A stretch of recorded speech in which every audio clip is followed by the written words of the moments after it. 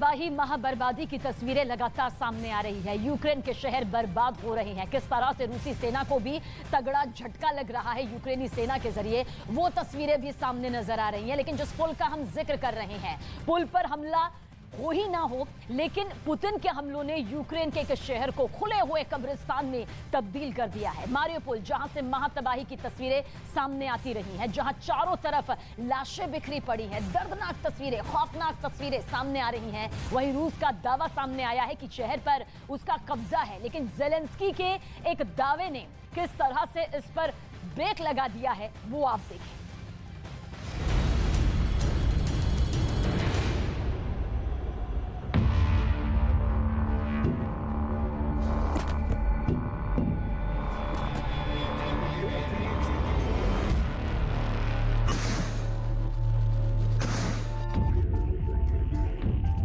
इन तस्वीरों के साथ रूस ने मारियोपोल पर कब्जे का दावा कर दिया है।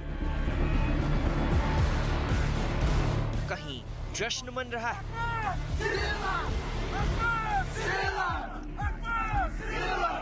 तो कहीं रूस का झंडा बुलंद किया जा रहा है। व्लादिमीर पुतिन ने तो मारियोपोल की जीत पर अपनी सेना को बधाई तक दे डाली।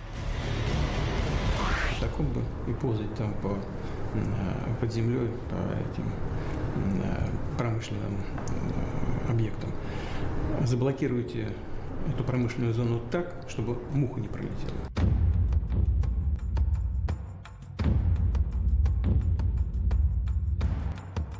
लेकिन मारियोपोल में पिक्चर अभी बाकी है।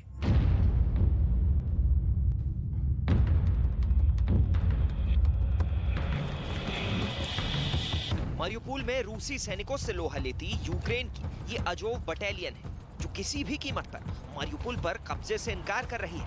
अजोव बटालियन का कोई भी सैनिक अपनी मातृभूमि के 1 इंच पर भी रूसी अधिकार नहीं देखना चाहता। उन्हें मारियोपोल को आजाद करा लेने जैसे जुमलों से सख्त नफरत है। Сейчас через Харьковскую область, через Изюм стягиваются все войска, которые хотят перекидывать на Донбасс. Поэтому такие ключевые точки — это Волчанск, Купянск и Изюм. Они перекидывают это через Харьковскую область, и также какой-то процент перекидывают на сам Харьков. То есть вчера были бои,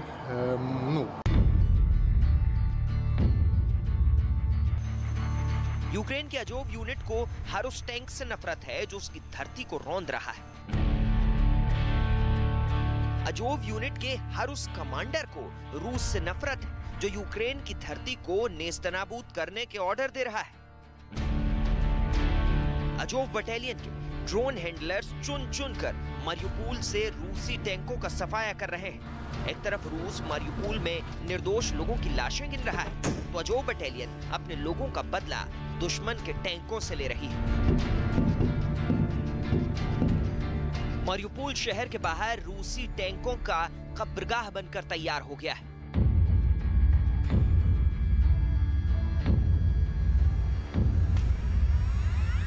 आप बस टैंक गिनते जाइए, आपकी गिनती खत्म हो जाएगी, लेकिन रूस के बर्बाद टैंक खत्म होने का नाम नहीं लेंगे।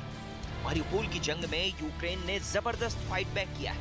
यूक्रेन ने दावा किया कि जिन टैंकों ने मारियोपोल शहर में तबाही मचाई, शहर को खंडहर में तब्दील कर दिया, उन टैंकों को यूक्रेन के योद्धाओं ने ध्वस्त कर दिया।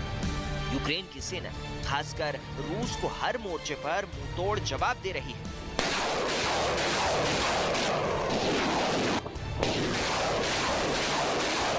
रूस यूक्रेन पर हमले कर रहा है। कभी मिसाइल दाग रहा है, तो कभी टैंक से गोले बरसा रहा है, और कभी लड़ाकू विमान के जरिए यूक्रेन के ठिकानों पर बमबारी कर रहा है।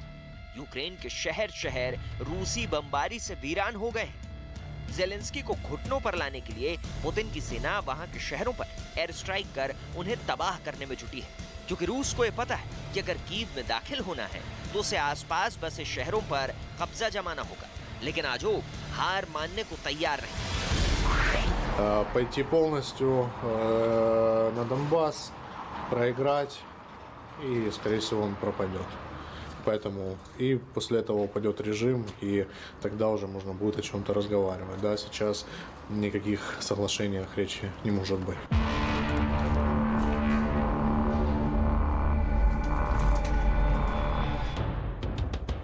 मारियुपोल में यूक्रेन के सारे सैनिक या तो मार दिए गए या फिर कैद कर लिए गए।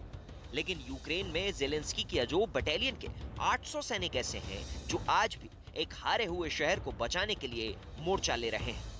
यूक्रेन के मारियुपोल शहर में जो हुआ है, इसे महसूस करने के लिए सबसे पहले मारियुपोल के खौफनाक मंजर को देख लीजिए। ये तस्वीरें उसकी गवाही दे रही हैं। ये शहर रूस के प्रचंड हमलों से कांप उठा है। जंग के मैदान से आई इन तस्वीरों ने पूरी दुनिया को डरा रखा है। ऐसी ही भयावह तस्वीरों के बीच मारियुपोल से आई तस्वीरें इस वक्त चर्चा का विषय बनी हुई हैं। शहर में इतनी तबाही हुई है कि लाशें गिनना नामुमकिन हो गया है। रूसी सेना ने अपने हमले और तेज कर दिए हैं। यूक्रेन पर एक ही दिन में रूस ने 1100 हमले किए। रूसी राष्ट्रपति व्लादिमीर पुतिन ने पूर्वी यूक्रेन के डोनबास में भाड़े के 20,000 सैनिक तैनात किए हैं, जिनमें वैगनर ग्रुप और चेचन आर्मी भी शामिल है। इसके पहले रूस की सेना की तरफ से दावा किया गया कि मारियुपोल पर कब्जा हो चुका है, लेकिन बाद में वहां दोबारा लड़ाई शुरू होने की खबरें आईं। अब ज़ेलेंस्की ने बताया कि इसके पीछे यूक्रेन के सैनिकों का हौसला है, जो संख्या में कम होने के बावजूद मारियुपोल से पीछे नहीं हटे। मारियुपोल में हालात बहुत बुरे हैं, लेकिन यूक्रेन के सैनिक युद्ध भूमि छोड़ने के लिए तैयार नहीं और अब भी लड़ रहे हैं। Цієї відповіді президента Російської Федерації, але якщо вірити тому, що написано, і те, що ви зараз озвучили, наскільки я розумію, складно сказати, що можна робити з людьми, яким байдуже. मारियुपोल से अज़ोव बटालियन भी लगातार कई तरह के वीडियो रिलीज कर रही है, जिससे रूस पर दबाव बनाया जा सके और अपने लोगों का मनोबल बढ़ाया जा सके, जिससे हर पल मंडरा रहे मौत के डर को दूर भगाया जा सके। ये वही अज़ोव फाइटर्स हैं जिनका प्रयोग यूक्रेन चेचन फाइटर्स के खिलाफ कर रहा है। अज़ोव फाइटर्स महायुद्ध से पहले यूक्रेन के नागरिकों को हथियार की ट्रेनिंग देने में भी शामिल रहा है। अज़ोव बटालियन की शुरुआत मई 2014 में हुई थी। यूक्रेन की तरफ से दावा किया गया कि उसने हवाई हमले में रूस के कई हथियार तबाह किए, जिसमें रूसी सैनिकों की मौत का भी दावा किया गया। यूक्रेन में सत्ता परिवर्तन के लिए पुतिन ने पहले अटैक एंड विन की रणनीति पर युद्ध शुरू किया था। उन्होंने यूक्रेन पर हमला किया और दुनिया को उससे दूर रहने की धमकी तक दे डाली। फिर धीरे धीरे खार्किव, चेर्नोबिल, चेर्निव और दूसरे इलाकों पर कब्जा करते हुए कीव की ओर बढ़ते रहे। लेकिन इस रणनीति में रूसी सेना को अच्छा खासा नुकसान उठाना पड़ा। आंकड़ों की माने तो यूक्रेन ने अब तक रूस के 21,200 सैनिक, 838 टैंक, 2,162 बख्तरबंद गाड़ियां, 397 artillery unit, 138 multi rocket launcher, 138 anti aircraft system, 176 लड़ाकू विमान, 153 हेलीकॉप्टर और 172 ड्रोन मार गिराए हैं। Російські війська використовували авіацію для того, щоб знищувати навіть укриття, про які вони точно знали, що там немає нікого, окрім цивільних людей. За час бойових дій Росії проти Маріуполя в місті जानकारों की माने तो अगर पुतिन की सेना ठिकाने बनाकर हमले करने की रणनीति पर काम करेगी तो यूक्रेन का युद्ध अब लंबा खींचेगा, क्योंकि ना तो ज़ेलेंस्की हार मानने वाले हैं और ना ही झुकने वाले हैं, क्योंकि ये अंत नहीं, ये तो आगाज है। ज़ेलेंस्की के बदले की शुरुआत है।